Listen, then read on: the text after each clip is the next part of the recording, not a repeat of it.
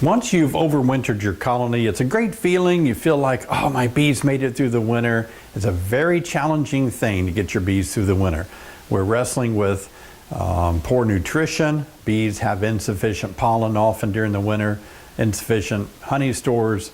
Most importantly, most bees die in the winter from viruses that are transmitted by Varroa destructor, which we mention and talk about how to control those in the basic beekeeping class. So once you make it out of winter, it's a good feeling. Your bees are either going to be very strong and potentially ready to swarm, or they might be very, very weak, and that hive probably is not going to swarm. So we're hoping for the first case scenario where the bees make it through winter, very healthy, very populated. Now what are you going to do, right? Okay, so it's important to understand you're going to need to make a split. Now, do you have to? No, you don't have to. You can let those bees swarm, and that swarm will just fly off into the woods or into your neighbor's house and make their own home. I do encourage people that live in town, in a city, to really practice swarm management. When I talk in conferences about urban beekeeping, I always make a point that if you're keeping bees in the city, please practice good swarm control, swarm management as best as you can. Because you and I, we're not really that freaked out by bees when they swarm, but somebody that has a Hollywood mentality of beekeeping, meaning that Hollywood sometimes depicts bees as killer bees and they're taking over cities, it's a kind of a scary thing. So sometimes people see a swarm and they freak out. And you don't want bees to get a bad rap. So it's best to your abilities, please manage your swarms, try to do as much as you can to control swarming. Now, one of the ways that you can do this, and it's a way that I love to do it, it's simply to make a split. And what you simply do is take your hive that made it through the winter, let's say it's, as you see here, it's a single deep box with a lot of brood in it and some honey on the edges. Now what you can do here is simply move over a couple of frames of the brood area from the hive that survived the winter.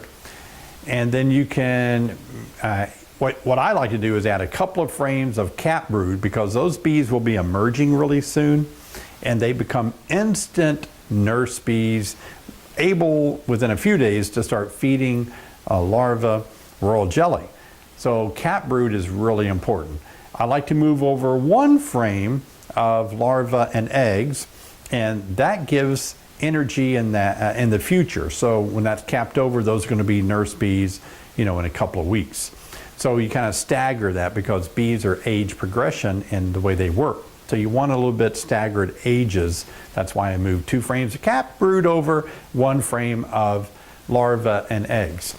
And then in addition to that, move over some honey frames if you can afford to do that, to give this split some energy by eating this honey. You can shake extra bees from combs of the other colony if you want to kind of balance that out and balance the bees in numbers. That works well. Both of these splits should be given some either drawn or undrawn comb so that the colony can, of course, have all 10 frames in those deep boxes. This is a very easy way to do it. Now, what I like to do is move the queen when I make this simple split. When I move the queen over, what's so neat about that, if this colony, whether it's a single deep or a double deep, I still move about 4 frames right out of the brood nest area with the original queen that overwintered. The reason that's so critical to me is because that colony, the mother colony, actually feels like they swarmed because mama's gone. And if you leave the queen in there, it could potentially make them feel like, hey, it's time, we need to swarm. Even after making a split, if you pull 4 frames out, there's still a large colony. Within a week or 2 or 3 or 4, a month later, they could still swarm on you because they get congested. But by moving the queen out with 4 frames in the nest area, replacing those frames with undrawn comb. Let them draw some comb out. A lot of energy goes into building those combs. A lot of energy goes into raising a new queen. Takes their mind or their instinct off of swarming. So simply go to your large overwintered colony, pull out 4 frames of, couple of frames of cat brood, maybe a couple of frames of open larvae, some honey, some pollen. Take the queen on one of those frames that the eggs are on and let that be your new split. Works really well. Again, I wouldn't do it until all signs of cold weather are over. So if it's going to drop below 30 degrees at night, it's kind of dangerous having a very small split that doesn't have large population to keep all that brood warm that you just broke up. So you got to really have some warmer nights, and certainly temperatures in the 40s are much safer. So keep that in mind when you make these simple splits. If you choose to not requeen the colony that you took your queen from, the colony that overwintered, you may choose just to let them raise their own queen, and that's going to take approximately 20 to 30 days before you see a laying queen in there. Keep that in mind, that you're going to be down that much brood. It's something you might be able to afford to do if the colony has built up strong. That's another reason to wait a little bit later in spring, like into the month of May in Illinois. First week, second week of May, we can get by with making splits. They raise good queens. They have good foraging numbers by that time. But if you make a split too early, let's say a month too early, then they may lack the numbers to really have foragers. And when you let them raise their own queen, it takes those bees, like from the time the egg is laid, 23 days before they become a forager. So now you're waiting a long time. You're approximately waiting 42 days to get foragers. And that's pretty risky. That's a month, a little over a month, month and a half.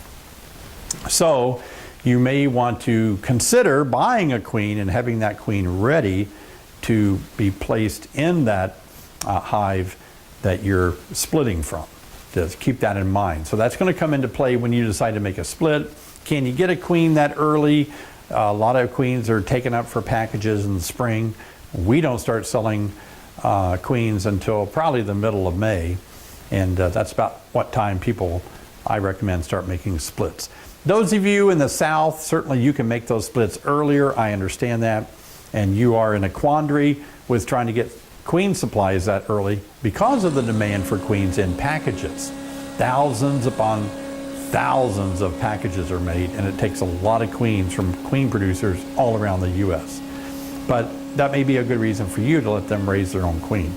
Again, consider genetics. If you like those genetics, it's fine to let them raise their own queen. If you hate the genetics, that's a terrible hive, chalk brood, no honey last year, tons of mites everywhere. Probably I'm not going to replicate those genetics, so keep that in mind. That's really what we're talking about when we talk about a simple split. Keep in mind too, it's good to allow about 24 hours of queenlessness before you introduce a new queen. So if you pull the queen out of one hive and put them in your split, let that queenless colony be queenless for at least 24 hours, and that way they will eat through the candy plug and get associated with the new queen that you give them. So don't just drop a new queen in there. Make sure they eat through a small half-inch wall of sugar candy, and they can get used to her new pheromones. A big question that many of you might be wrestling with is, should I split or keep the hive together? That's a good question. A lot of you are like me, you want to make honey. And you know that you've got to keep that hive together in order to make an abundance of honey. If you split a hive in the spring, they will usually make less honey. A large colony makes more honey than 2 smaller colonies. Just go figure that, right? So you're going to have to give that some thought. And I recommend you consider it this way. A large colony that you want to make honey from needs to be kept as one colony. And you can use what we talked about, the checkerboarding method, the Damari method. You can go back and watch that on the video and practice those techniques, because you have more foragers. You just have more bees that can gather more honey up, more nectar. And you're going to have to make that decision. The way I do it is, if I want more hives for next year, I make splits this year. If I want more honey this year, I don't split as many hives. I keep hives together to be big hives to make a lot of honey. So split hives to have more hives, more honey next year. Keep them together this year if you want honey this year. But again, you've got to be a very good beekeeper to manage that large colony to prevent them from reproducing into a swarm and making another colony. And that's why I'm teaching you students ways that you can go about that. It does take a lot of management skills. So one large colony is going to make you some honey. Now that's not to say that if you make a split early in the year that it's impossible for 2 colonies that you split to make a sufficient amount of honey. They may surprise you. It's all about the weather. It's all about the nectar source availability in your area. So it's very possible that making a split, both of those colonies, will make an abundance of honey. It's just oftentimes a luck of the draw on weather, nectar sources, availability, how strong the colony builds up, how fast they build up. Again, no hard, fast rule on how this works out, but playing it safe, just remember a larger colony is going to make more honey that year than making that split. As we continue talking about swarm prevention or swarm control, one of the things that I like to encourage people to think about is if you have 2 colonies, one is very strong coming out of winter, one is very weak. One of the things, as you can see here, is that you can actually equalize your hives. And by equalizing, I mean you can move some capped brood over to your weaker colony. You can move some of the empty combs that when you took capped brood out, you can move empty combs out of the weak colony into the strong colony. Do make sure that neither colony has any signs of pests or diseases that may be transferred. You want 2 healthy colonies that way. But you can move frames around, or you can swap the location. See in the image here, you can actually decide that you will swap the locations when the bees are out foraging, move the hives like this, and what happens, the bees come back, the foragers come back. They're always allowed in because they're bringing in resources, right? If somebody shows up at your door bringing money and food, you're likely going to let them in. And that's what happens when you move these colonies. So if you look here, here is the colony that we made a split from. And so I'm looking, and okay, I see lots of foragers coming in with yellow pollen, orange pollen. So this is going to be perfect for me. And so what I want to do now is take it back so I can just allow foragers to grab a lot of protein and carbohydrates and fill this thing up with the resources they need. So I'm going to carry this back to the location, and then I'm going to move that hive over there out of the way, put this one in its place so all the foragers fly into this hive, and just walk over to the new spot. Here we go. Ready? All right, let me get a deep breath here. Oh my gosh, that's heavy. Well, you got to get your exercises somehow.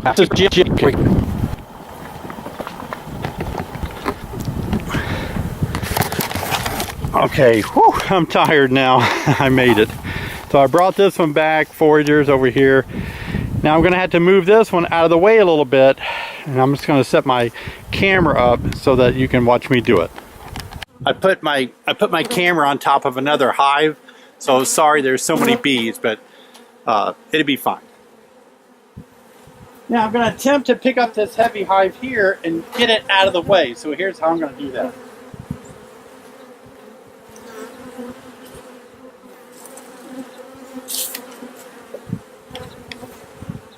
Now I'm going to grab my other one with the queen in it and put it back where it goes.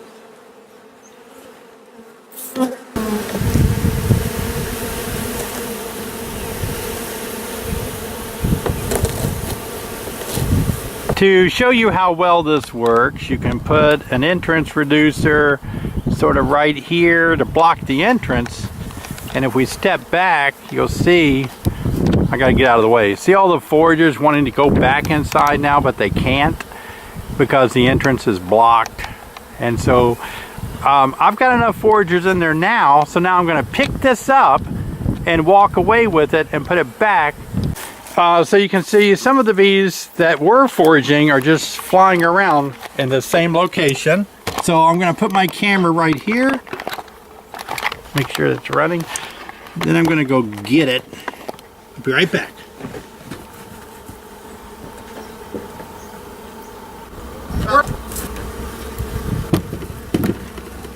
Whew. I'm tired. Now let's remove our entrance reducer.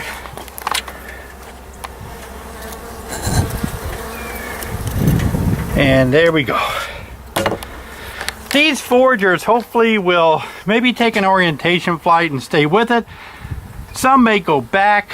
However, you can see the difference of foragers that we now have over here, what we had earlier. If you do this, that weak hive gains a lot of workers, and it could possibly reduce the swarming urge, or it may suspend it temporarily in the strong colony, because those foraging resources aren't being aren't filling up that strong colony so fast because they don't have as many foragers as they once did. So it could offset swarming somewhat. It's a neat technique to try. Now let's talk about what is a walkaway split. A walkaway split is actually going up to a hive, and you have your brood boxes in 2 deeps usually, and what you want to do at that point is begin to divide up equally what the contents of this hive is. You're going to divide up evenly right down the middle, the food, the brood, and that's a walkaway split. It takes a little bit of time to do it, but I divide up the pollen, the honey, the brood perfectly balanced between these 2 deep boxes and fill the gaps with undrawn comb. And I don't worry about where the queen goes as long as I know there are eggs in both of those deep boxes, because then whichever hive has the queen, they're good. The hive that doesn't have a queen, they have eggs. They'll immediately go to town after 24 hours and start raising their own queen. Simple way to do it. So just divide it up equally. Another way to make a split is a very simple way to do it, I guess. And these names really don't matter as much, but this could be called a walkaway split. You simply go up to your 2 deep hive bodies that made it through the winter, that have brood in both boxes, eggs in both boxes. Take the top deep off, put it on a bottom board, put a top cover on it, and all at once you've got 2 colonies. Fill the gaps with extra frames. Similar to what I just told you, except you're not working specifically to balance out what's in them. You're just separating the top and bottom, trusting that both have the resources they need. And I do that quite often. The one without a queen will raise a queen, so it's a very easy way to do it. But let me say this while we're on this subject. What about, will all the foragers go back to where the mother hive is? Yeah, absolutely they will. So what I usually do when I'm making these kind of splits, and I don't want to lose my foragers, obviously you can follow the hard and fast rule of moving the split 2 or 3 miles away to a friend's house out in the country. Let those bees reorientate for a week or 2, and then you can move that hive back anywhere on your property, because they'll take a new orientation flight and get settled down into a new location. Or in my case, I don't want to take all that time to do that. I simply make a split, put it somewhere else in the yard, and then I put a folded up lawn chair directly against the front of the colony. And when the bees fly out, that bothers their, I guess, orientation of where their hive is, and so they're forced to take a new orientation flight. That works most of the time, not always. Now, while we're on the subject of moving colonies, the rule is you can't move a colony a short distance or the bees get really confused, and you have to really be careful about that. Some people make tragic mistakes. You lose your foragers. They never can find the hive again, so be careful. If you don't move them 2 or 3 miles away like I just described, you can move them 2 inches a day. Now, if you're not going very far, if you just need to move them 6 feet or so, that's tolerable. But if you need to move them 100 yards at 2 inches a day, that's going to be a lot of work. So if you're moving a colony to a new location, let me give you this tip. Move it to the new location, and in the location where the colony was, put a bottom board. You do need extra equipment for this, but put a bottom board, a deep hive body, one frame, drawn comb is preferred, and a top cover. Now all the foragers are coming back to their location, which now their hive is gone. You moved it to a different spot, but in the location where their hive was, you've placed an empty deep box with one frame in it. Foragers come in and really don't have any place to drop off the resources. They're confused, so they're not going out again. And they just hang out on that frame. So at the end of the day, you can pick that frame up out of that deep box with all the foragers on it, go over to where you moved your colony and kind of shake it or brush those foragers off, tap it so the bees fall onto the entrance of the bottom board, and then the foragers are there. I've noticed when I do that, I only have to do that 2 or 3 times, never more than 3. Because the foragers quickly realize, I'm not going to play this game anymore. Going back there, being brushed over here, it forces them to get used to their new location. But you don't lose them, and that's what's really neat. So that's another tip. I want to answer some common questions that people have about managing hives in the spring. The first one is, how soon can you inspect a colony? I think it's very important not to inspect a colony until you're safely in the time of the year where you can receive a queen should you accidentally kill your queen. Inspecting too early, you may kill the queen and not be able to replace her. Also, you don't want to chill the brood, and so therefore never pull a frame of brood out unless the temperature is 60 degrees Fahrenheit or warmer, or else you're going to chill that brood. Another common question is, when do I take off my candy board and place on a top feeder? And that's a good question. I usually have a rule of thumb, and that is, if the bees can fly, they can defecate. They can go outside the hive to relieve themselves. So I'm comfortable putting on liquid feeders if they can fly. If they can't fly, the weather's too cold, I prefer the candy boards. But in the case where we're working with coming out of winter into spring, there's not a definite cut off of cold weather and then warm weather comes. There's this vacillating back and forth of very cold, okay, it's warming up, now it's cold again. Bees are flying, now they're not. Bees are clustered, now they're not. And quite frankly, it's kind of risky.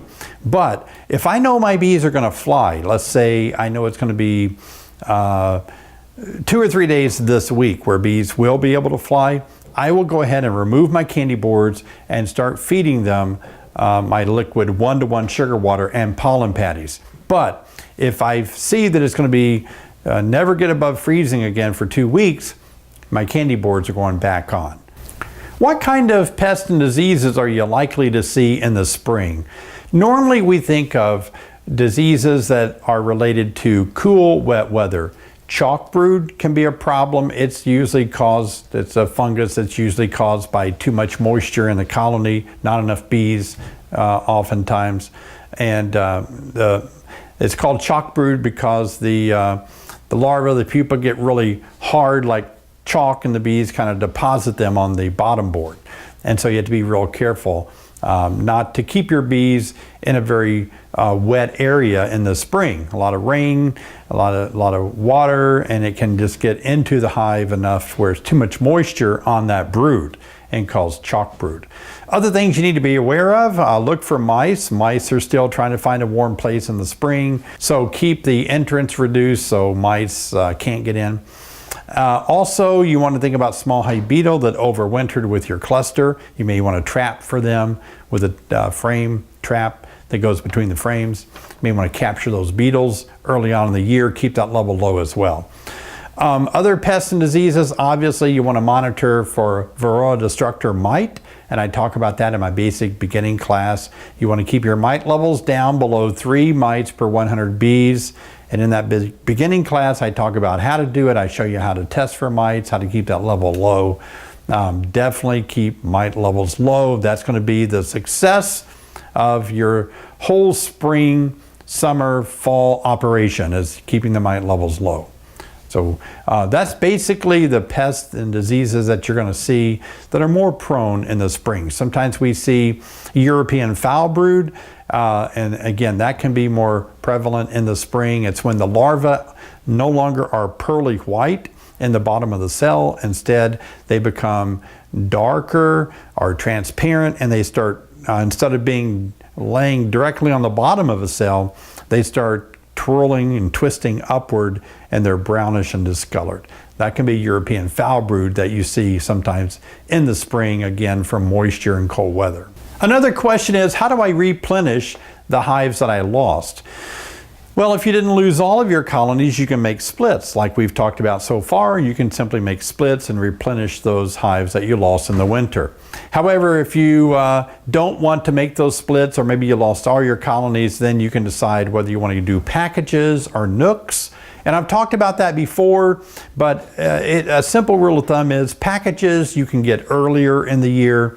Most nooks come about a month after packages because the beekeepers have to have enough strong colonies to make those splits, to make those nooks. So it's up to you.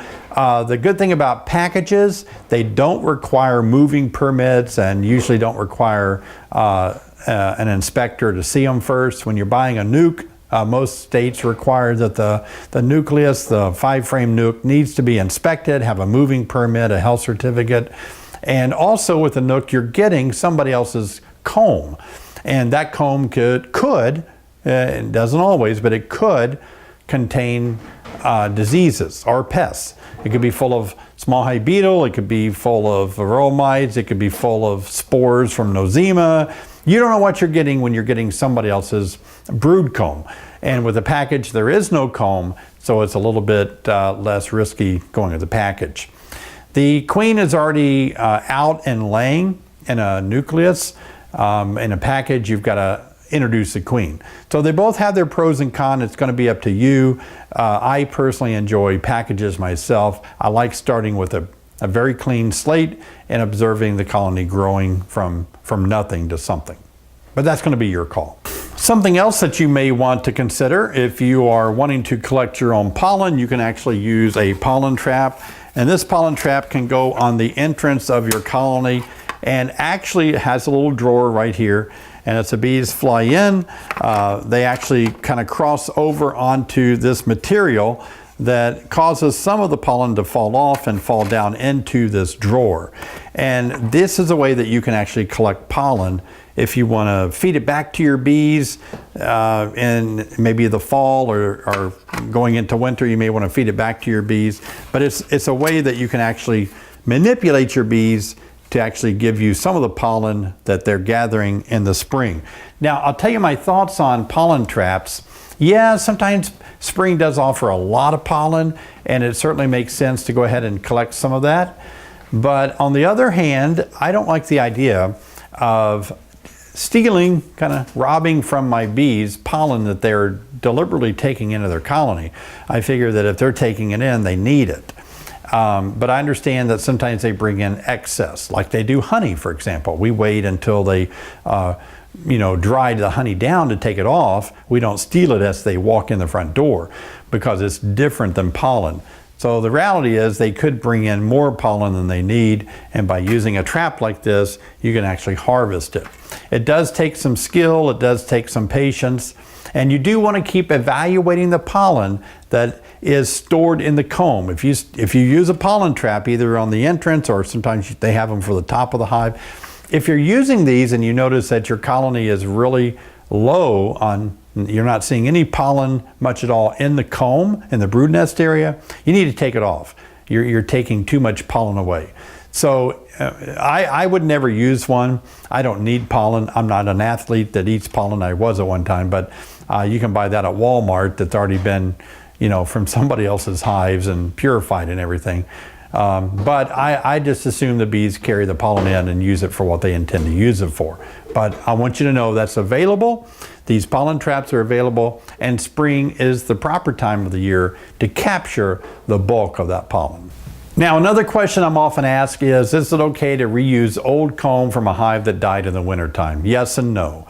If the colony is very healthy all year, before winter it was very healthy and then it died in the wintertime only from starvation or because the colony was too small and couldn't keep warm, yeah, it's certainly safe to reuse that comb. However, if you're unsure, like if the colony died late in fall and you saw terrible disease or gross things in your hive, don't go down that road because you don't know what you're going to inherit that could be in that comb. Spores of Nosema, American foul brood, can live for many years, and it can be activated again when the colony is, maybe you install a package back in there. So whether you use it or not, it does need to be from a clean, safe, healthy colony. And you might want to freeze it for a day or two to make sure you don't get wax moth or small hive beetles. I also want to give you tips on finding your queen. Now, the easiest way to find your queen is to remember some simple things. She is hardly ever going to be on honeycomb. She's hardly ever going to be on a frame full of nectar. So she's going to be in the brood nest area. So if you're looking at a frame that has nothing but nectar in it, I wouldn't even bother to look any further. Just put that frame aside. Go for the frames that have eggs on them. Capped brood is not going to really ever have the queen on it. She's done her job there, laid the eggs, they capped it over after 8 days. She's moved on. She's going to be in the area of where those eggs are because an egg is something she laid within the last 2 days. So remember, if you see eggs, the queen is very close by. You can really minimize your search in most cases. Now remember, there are not hard and fast rules. Sometimes the queen can be kind of on a frame that doesn't have eggs on it, but it has capped brood or honey. She can be walking and exploring. But as a general rule, 9 times out of 10, she's on a frame with eggs on it. So that's your first reference point to go looking for her. Secondly, remember the queen is usually surrounded by bees taking care of her, a retinue. And when you see the circle of bees around her, then you start looking more carefully. Another way to remember is your queen has a larger thorax than the worker bees. It's certainly more noticeable. And she has a little longer legs and a longer thorax. And so she usually leaves an open, like a 1/2-inch gap behind her as she walks. Bees kind of move out of her way. So you can use these as a way to find her, these little tips. What I do when I pick up a frame, I start looking like around the top end, sides and bottom. I start on the outside edges of the frame. And then as I continue to not see the queen, I just keep going toward the center, because so many times I've started at the center looking for her when she was maybe on an edge and she simply walked to the other side. So if I start on the edge, I might see her quickly on an edge, and then I know I don't have to look at that frame any longer. So just kind of look on just kind of like you would search and rescue. Somebody's in an ocean, you do it in sections. That's what I like to do on my frame. I don't just haphazardly, look all over the place. I just do it very systematically and keep zoning in on the final center. And if I don't see her, I move on to the next side or the next frame. I also look for the queen quickly. So in other words, I'll pull a frame up and I'll take a real quick glance, and if I don't see her, I move on. And I'd say most of the time I see her that way. Now, if I don't, I'll revisit those frames again with a slower inspection, because this means the queen isn't marked, she's harder to find, she may be a color that is more the color of the comb, she may be the identical color of the bees that she's with. Sometimes you can get a kind of an orange colored queen that's in with tan colored bees and she just pops, it stands out.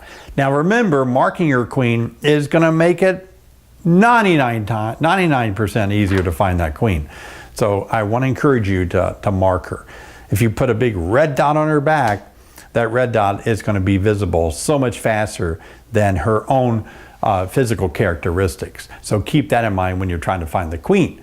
Now, since it's spring, some of you may be taking this spring management course and you did not take my basic course. You're missing out on many key things that are in the basic course.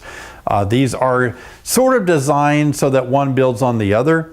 But I thought that maybe some of you may not be taking a basic class and you might be getting a package. So I decided to include how to install a package of bees in this video so that you would be that much ahead of the game. So let's watch this video on how to install a package.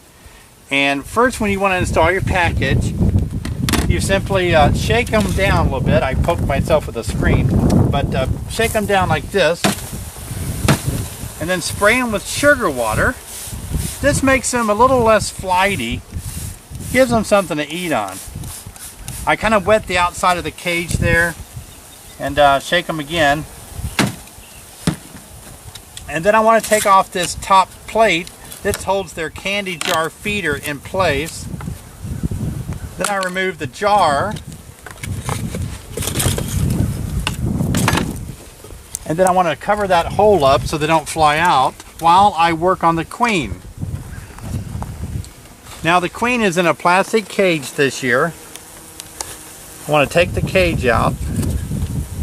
I want to look at her, and she's walking around in there. This plug is the plug that I want to take off so that we can expose the candy. You can see candy on the end there. I'm going to set this queen over here and just put it right there on top of the hive. Now I'm ready to shake the bees. I'm going to knock them down, spray them once again, and just pour them in the hive. As you can notice, I'm not wearing a hat or a veil. You should wear a hat and a veil.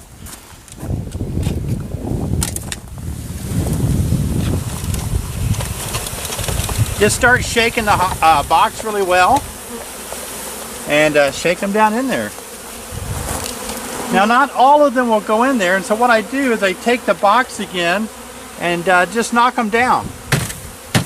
Knock them over in a corner like that. Pour some more in. Keep doing that. You can work them up into a ball and just dump them in.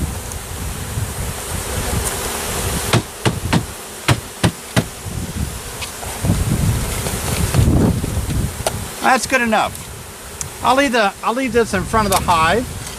I want to block off the entrance. Oh, it's already blocked off. Okay. Good enough. I'll start putting some frames. When you put the frames in, they may not go all the way down because of the bees, so don't smush the bees. Just start putting frames back in. The last thing that we want to do is make sure we put our queen in. Double check to make sure that you have your candy plug removed. You can see they're already taking care of the queen. Now, it doesn't really matter where you put her. I like to put her up the top here. And I'll just wedge this between two frames.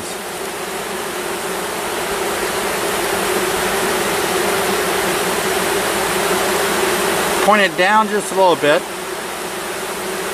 And that's how you install a package. All I have to do now is put the top on. And I'll usually wait probably another 3 to 5 days. Then I come back to make sure the queen's released. And finally, I want to present to you a seasonal management calendar, and you can certainly pause the video to get a hold of this and write it down or make a reference to it. But certainly look through this seasonal calendar. This is most of the things that you'll want to do in the months you'll want to do them on. Okay, everybody, I hope you've enjoyed the spring management course. Thank you for signing up. I really do appreciate it. Making these videos takes a lot of work. And I'm glad, and I hope you can see the effort that I put into really educating you and getting you up to speed on spring management. Keep in mind, I do have a lot of other courses available online that may interest you, particularly the one on winter management, getting your bees through the winter. That is a very, very important class so that you can keep your bees prepared. And that's going to start, this class, getting your bees prepared for winter really does start in about August. So you want to get into that class and get the information in the fall, get that information in your thinking in the fall so that you can make proper fall management practices before winter arrives. But I've also got queen rearing available through my online courses, advanced beekeeping as well.